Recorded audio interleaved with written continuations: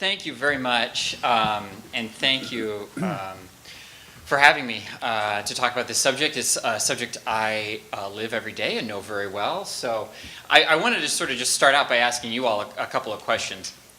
If I told you that a big American oil company drilled for oil in the Ecuadorian Amazon from the 1960s to the 1990s, left in the 90s and left the place a mess, massive pollution, causing cancer for the indigenous people there, is that something that you would be inclined to believe?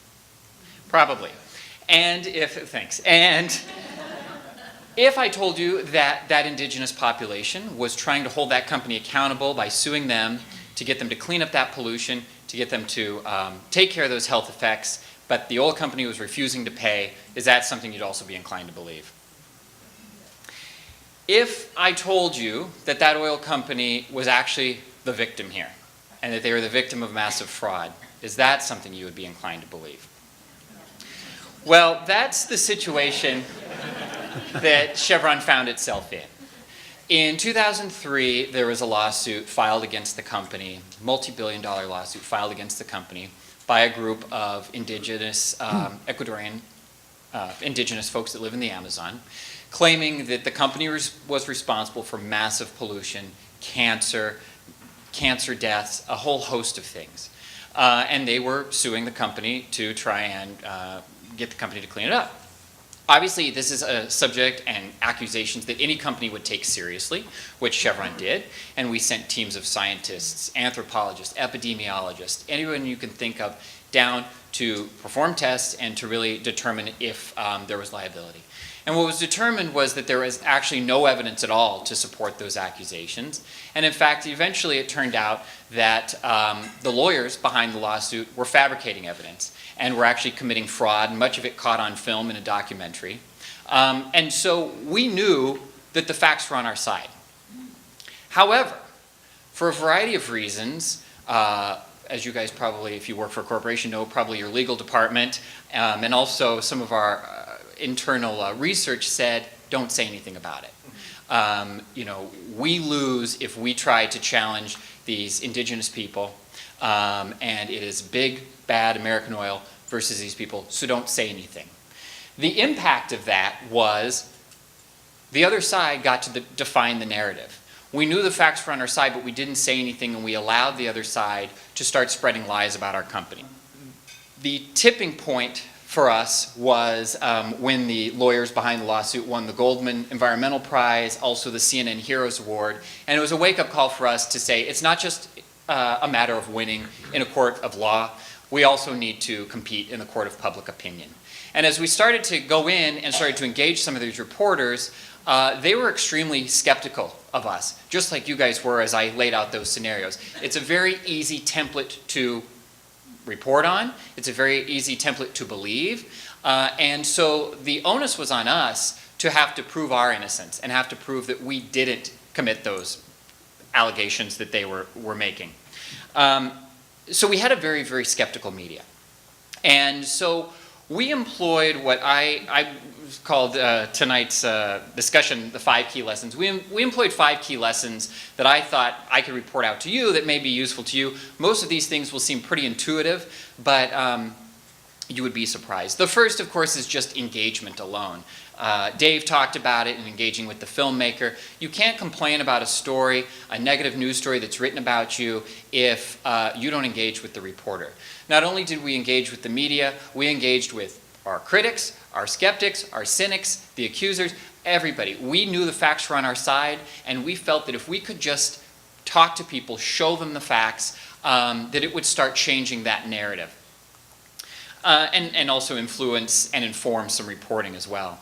Second lesson is just to tell the truth. Again, this seems like it's pretty intuitive, but the plaintiffs and their legal team lied repeatedly in this case. And as you guys know, you work with reporters. Reporters know when they're being lied to, and if they find out they're being lied to, they certainly don't like it.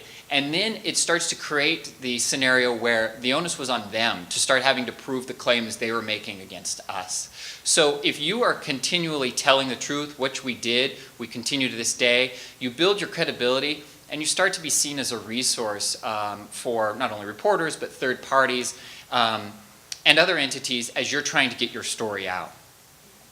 Third is to challenge false accusations. No matter where they are, no matter where they come from, challenge them if you have the facts on your side and you're telling the truth. We challenged every false accusation that we could identify. Local community newspapers through letters to the editor, the Huffington Post.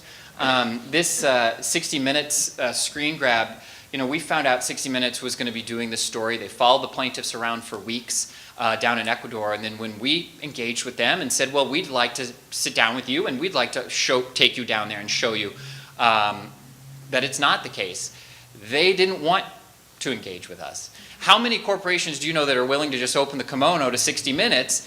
Not very many. We were willing to do that because we were so confident in the facts of this case. So we had to challenge them and really challenge their reporting. So you need to set the record straight.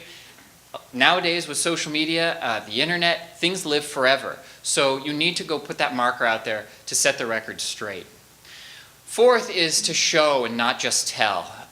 We had reams of scientific reports, just binders full of information that we very easily could have given to reporters. We did in some cases. But what was most effective is when we took them to Ecuador, showed them the environment of where these accusations were coming from, and they got to see for themselves what wasn't the case. So being fully transparent, being willing to engage and show people, again, Dave's example was great in terms of just inviting them in. We're happy to show you, not just tell you. And then lastly is tell your own story. PR professionals today have more at their disposal to tell their story than just the traditional media. What we did in this case was set up a blog site called the Amazon Post, and it was fully transparent. It was a Chevron property, but it was dedicated to this case where we could put, we wrote blogs, we could put court filings. When we got outtakes from the documentary Crude that showed them committing fraud, we put those on the blog site.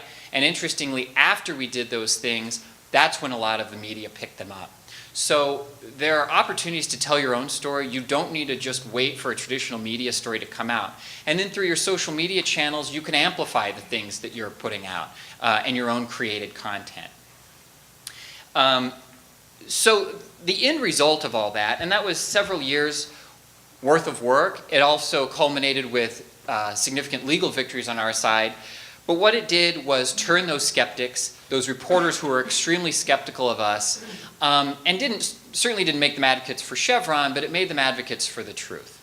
And we were able to turn the narrative around. As Dave mentioned, the Wall Street Journal called this the legal fraud of the century. There have been 2 books written about it. Paul Barrett is a Bloomberg reporter. He approached this case initially very skeptical. He approached the case to do a profile of the plaintiff's lawyer. And eventually, because of multiple occasions where he was lied to, because of continual engagement, because we continued to just show him the facts, he eventually got to the point where he was criticizing the tactics that the other side used. And if you read that book, you'll get a very good sense of the level of fraud in this case.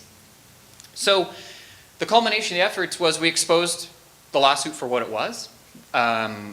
We defended our corporate reputation. We're still doing to this day. This is an ongoing case. But I can certainly tell you that every company in every industry will certainly have its critics. You're not always going to turn them all, but what you can do is start to define the narrative, and through those 5 lessons really start to defend your own corporate reputation and get the truth out. So I hope that's helpful. I look forward to the Q&A, and thank you very much.